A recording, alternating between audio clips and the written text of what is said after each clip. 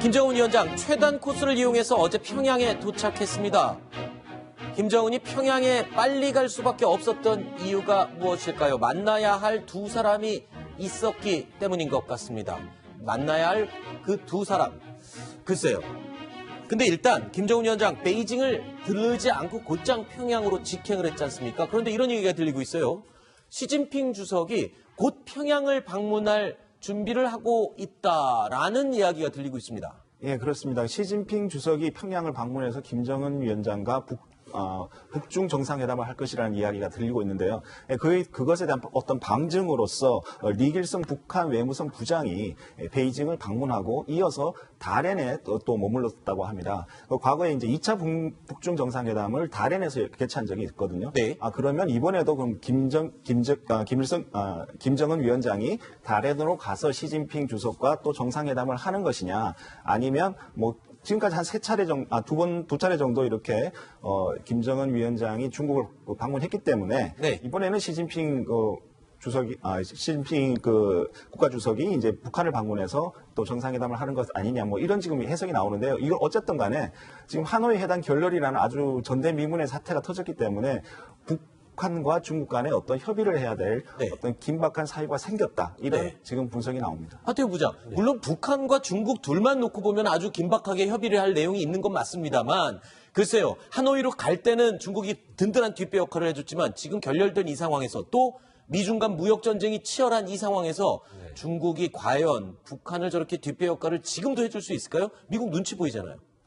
그렇죠. 김정은 위원장이 바라는 걸 시진핑 주석이 얼마나 응답할지가 사실 관심사죠. 그렇죠. 작년에 3번 방문했고 올해 2월에 자기 생일날 급거 또 한 번 가서 4번이나 갔잖아요. 외교 관례가 그런 게 아니잖아요. 네. 2번 정도 가면 한 번 정도는 와줘야 되는데 그렇죠. 아직까지 오지 않고 있다고요. 오지 않고 있고 이번에 과연 평양 방문한다 이런 이야기가 나돌고 있지만 사실은 와봐야 되는 거고, 양회 등 정치 행사가 많이 있고 북핵 협상이 어떻게 진행되느냐에 따라서 시진핑 주석의 어떤 행보는 달라질 가능성이 높은데 동상이몽의 가능성이 있어 보입니다. 김정은 위원장은 제발 한 번만 와주십시오 하는 이야기일 테고, 시진핑 주석으로서는 뭔가를 좀 재고 전략적인 그런 판단을 좀 하지 않을까 그런 예상이 들어갑니다. 알겠습니다. 자, 이런 가운데요, 초강경파죠. 존 볼턴에게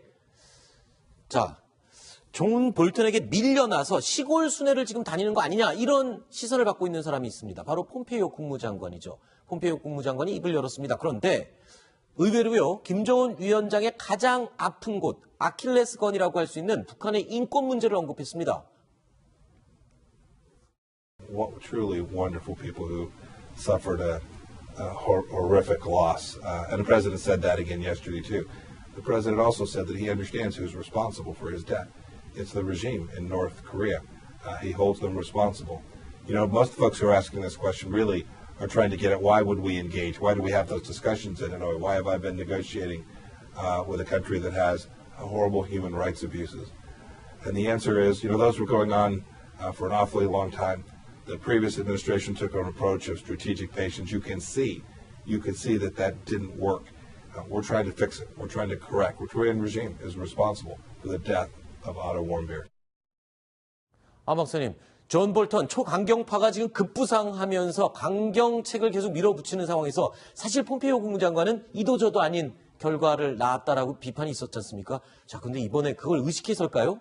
북한 인권, 이거는 지금 굉장히 예민한 문제잖아요. 그렇죠. 인권을 빼들면 이건 북한으로서는 아주 큰 칼이 다가오는 겁니다. 그렇죠. 그래서 이게 존 볼턴의 빛에 가릴 듯 하던 폼페이오 장관, 이게 인권 카드를 지금 들고 나오는 것은 뭔가 새로운 비장의 카드를 빼드는 건데, 평양으로서는 좀 소름이 끼치는 그런 얘기고, 제가 볼 때는 아마 지금 평양에 또 그 지나 해스필이라는 CIA 국장이 아마 방문할 가능성도 있고, 그래서 어떻게 돌파구를 마련할지 모르겠습니다만은 이 시점에서 북한이 가장 그 아킬레스건인 그야말로 인권을 빼든 것은 미국의 또 다른 공세라고 봐야 할 것입니다. 폼페이오 국무장관은요, 인권 카드로 김정은을 압박하고 있습니다. 그러면서 조만간 이 실무진, 비핵화 협상을 위한 실무진을 평양에 보내겠다라고도 언급을 했습니다. 이제 김정은이 고수했던 그 톱다운 방식, 그리고 친서 정치, 러브레터처럼 주고받던 이 친서 정치는 막을 내린 듯합니다. 태영호 전 영국 주재 북한 공사도 저희 뉴스탑10에 출연해서 이제 비핵화의 회담은 정상들끼리의 회담이 아니라 실무진의 싸움이 될 것이다 라고 예측을 했죠. 정상회담이 열릴 가능성은 거의 없고 이제부터는 결국은 실무진들이 바통을 넘겨받아가지고 이 문제를 이제 타결하는 방향밖에 없는데 북한도 이제부터는 어떻게 하면 이 문제를 해결하기 위한 본격적인 준비에 돌입할 것입니다. 미국과 북한 사이에는 실무진에서 이 우혹 문제를 어떻게 해결하고 다시 신뢰를 회복하겠느냐 이런 새로운 라운드가 시작될 겁니다. 하태영 부장, 그러니까 이제 처음부터 다시 시작하기 위한 실무회담. 신뢰 회복이 지금 가장 중요하잖아요. 그래서 이제 폼페이오 국무장관도 인권 카드라는 걸 들고 압박을 하면서 처음부터 다시 판을 짜자 이렇게 나오는 거군요. 그런 거죠. 결국 톱다운 방식은 트럼프 대통령도 선호했지만 사실은 김정은 위원장이 더 선호했죠. 그랬죠. 트럼프 대통령이라는 협상가와 마주 앉아서 통 크게 한번 결단을 내려보자 한 거였고 싱가포르에서는 어느 정도 먹혔는데 하노이에서는 볼턴이라는 또 뜻밖의 암초가 생기면서 결과를 이루어지 못했는데 저는 좀 그렇게 봐요. 이게 톱다운 방식의 한계를 절감하고 실무진으로 가장 다시 협상을 시작한다 하더라도 굉장히 시간 오래 걸릴 거예요. 아하.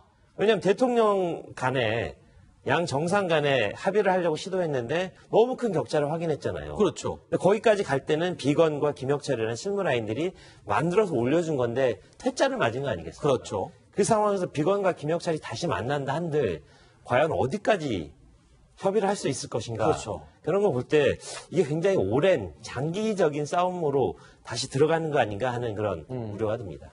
네, 미국과 북한 간에 톱다운 방식으로 갈 수밖에 없었던 게 핵 문제 관련해서 양보하는 부분에 있어서는 북한의 무슨 김혁철이든 최선희든 이런 실무자들이 도대체 합의를 할 수가 없는 부분입니다. 결정할 권한이 없으니까. 권한이 전혀 없죠. 네. 그런데 실무회담을 한다 한들 그런 중요한 부분을 아무리 권한을 위임한다 하더라도 할 수 있겠는가. 만약에 잘못되면은 북한은 좀 이상한 체제이기 때문에 보위성에서 조사를 해가지고 바로 숙청을 시킬 수도 있어요. 그렇기 때문에 아마도 미국에 대해서 북한이 대표로 나가가지고 미국에 대해서 이렇게 양보를 하거나 가능성이 별로 없기 때문에 양쪽의 지장이 계속 부딪히기만 하지 진전은 거의 없을 겁니다. 그래서 하태영 부장도 지금 앞으로 얼마나 오래 걸릴지 걱정이 된다라는 말을 그래서 한 것 같습니다. 숙청 얘기를 하셨는데요. 이 얘기를 한번 짚어봐야 될 것 같습니다. 북한 실무진의 지각 변동이 혹시 생길 우려가 있지 않을까라는 생각을 해봤는데요. 조선중앙TV에서는 하노이 회담 수행원들을 하나하나 모두 호명했습니다. 먼저 들어보시죠. 조선노동당 중앙위원회 부위원장들인 김용철 동지, 리수영 동지, 김평애 동지, 오수영 동지, 외무상 이용호 동지, 인민무력상 노광철 동지, 외무성 부상 최선희 동지, 당중앙위원회 부부장들, 조선민주주의인민공화국 국무위원회 부장, 국장들이 함께 도착했습니다. 안 박사님, 이 외형적으로 보면 하노이 회담 하느라고 수고했다라는 모양새를 띠고 있지만 어떤 전문가는 이렇게 얘기하더군요. 마치 데스노트를 읽어주는 것 같다.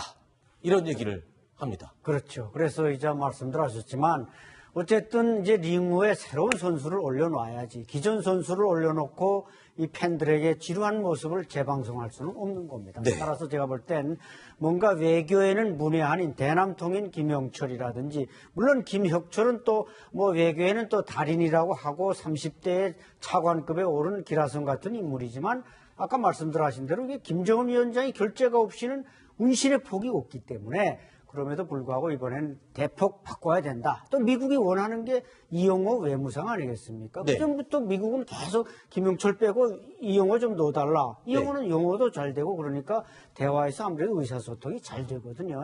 이런 측면에서 볼 때 김정은 위원장도 문책성 인사를 할 수밖에 없고 그런 면에서는 기존 라인이 물러날 수밖에 없다고 봅니다. 자, 북한의 외교 라인들 하노이 회담 이후에 어떻게 변동이 있을지, 누가 숙청당하고 누가 남아 있을지 이 부분 앞으로 지켜볼 관전 포인트가 될 것 같습니다.